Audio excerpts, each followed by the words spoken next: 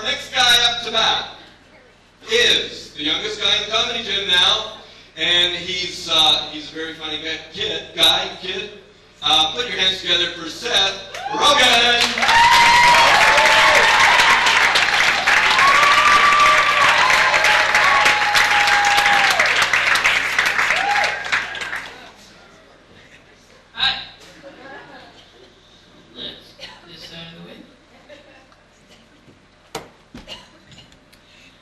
Well, hi, I'm Seth Rogan. I'd like to tell you a bit about myself. I'm a 2-time Playgirl centerfold.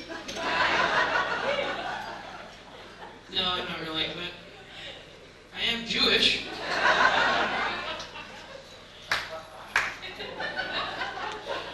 Now, I often think, what is the hardest part about being Jewish? Being persecuted for thousands of years? No. Getting kicked out of every country we settle in? No. I think the hardest part about being Jewish is the grandparents. I mean, all grandparents are hard, but Jewish grandparents are just a special kind of difficult. Take my grandparents, for example. They'll sit there arguing, but they're both deaf, so they can't hear what they're arguing about. Kelly, pass me a pillow. What? I'm an armadillo? Why do you call me this animal? I'm not wearing flannel. But I learned how to talk to them because last week I asked for a glass of milk and I got $20.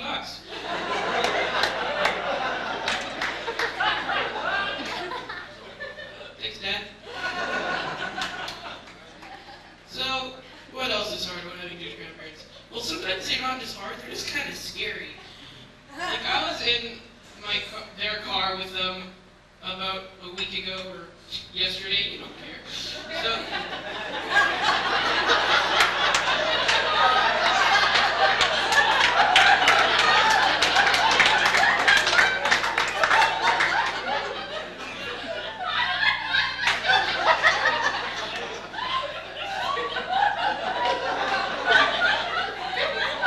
okay.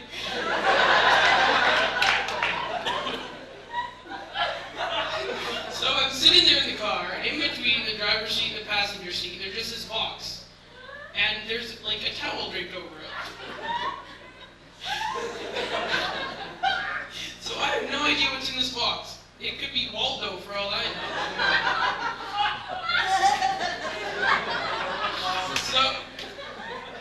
So I go over to my grandma, and I'm like, Bubby, what's in the box? There's muffins in your socks?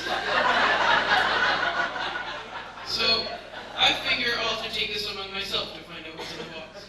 So slowly I grab the towel and I tear off. In this box, it is filled from top to bottom with McDonald's napkins. I find out my grandparents go to McDonald's, empty out the napkin register things, and just put it in their car. I mean, this seems insane to us. They probably have a perfectly logical explanation for it. What if there's a flash flood?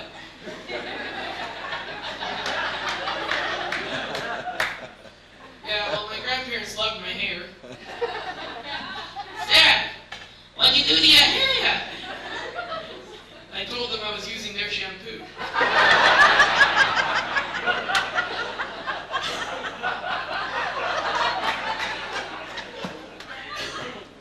Well, it's all part of being a kid. And I don't mind being a kid, because, well, it's better than being an adult.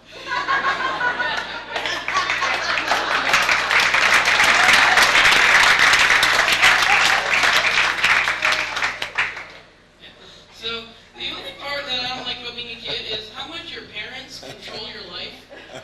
Like this summer, my parents decided to send me to summer camp. But it's not just normal summer camp, it's Jewish camp. It's a camp for Jews. She just summed up my entire routine. Now, we don't do stuff that normal summer camps do. People ask me, oh, do you go canoeing?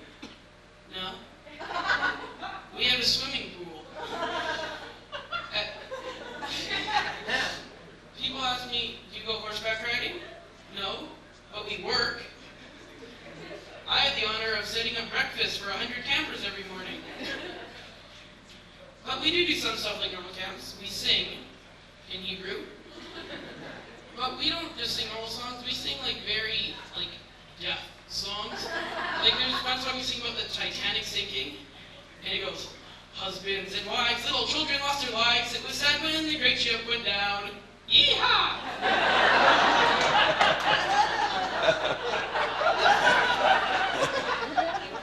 And the ones that aren't about death are just sick. There's this one goes, there were five constipated men in the Bible. And the first constipated man was Cain. He wasn't able.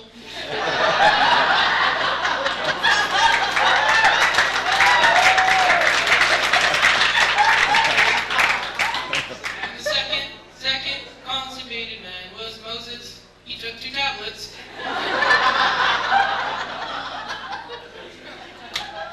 Yeah.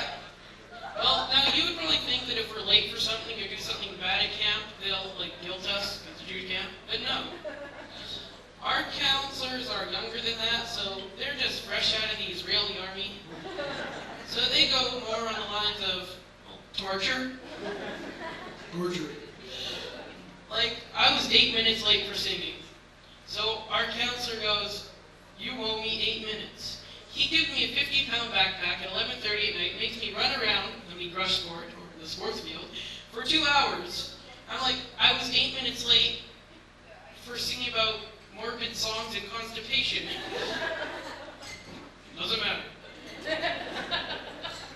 Now, I remember we were in the showers at camp. Well, I shouldn't say showers, because it's just one big shower.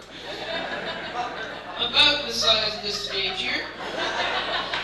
And there's like a little tap in the ceiling. Now, kids do cruel things to each other in the showers. Now, my friend Saul, little Jewish boy, was looking at my friend Ben, and out of nowhere, Saul goes, ew, Ben peed. Ben's like, so the counselor grabs Ben, throws him against the wall. Tonight, no, not tonight. If you do that one more time, you're getting the windmill.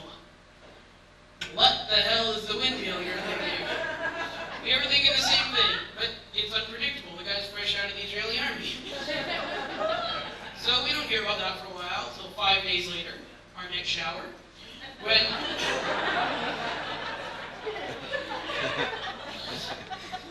you wouldn't be laughing if you were there.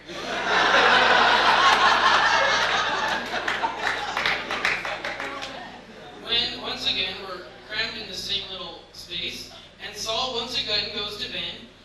Ew, Ben peed. Counselor grabs Ben again. Tonight, the windmill. The windmill. Well, we didn't hear about that for the rest of the day, but then that night, we were all sitting in our cabin, and our counselor burst through the door with a ski mask and a broom. We're like, okay. So he grabs Ben, throws him on the ground, and gives him a wedgie. Okay, you're aware of wedgies.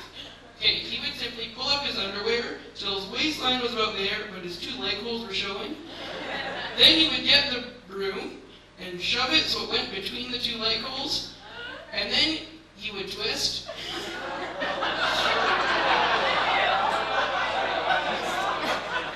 Oh. So he would do this for about 5 minutes as Ben is screaming on the floor. He's like, and as he has this twisted underwear knot getting shoved up his butt tighter and tighter, our counselor goes, let's go. And it was so funny to see this kid lying on the ground, and out of his butt there's a broomstick going.